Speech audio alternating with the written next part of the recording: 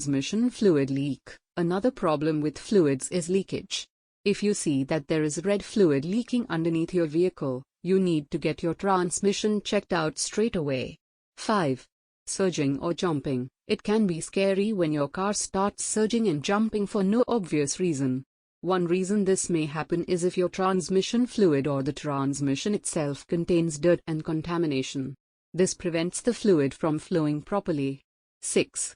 Transmission noise. Your car may be making weird noises, and if this starts to happen, you should diagnose the issue right away. It may be more serious than it seems. If the gears and the clutch packs are not lubricated with fluid pumped through the transmission, they may start to create friction. This can cause the noise, but it also causes premature wear and tear, extra space between parts, and slippage.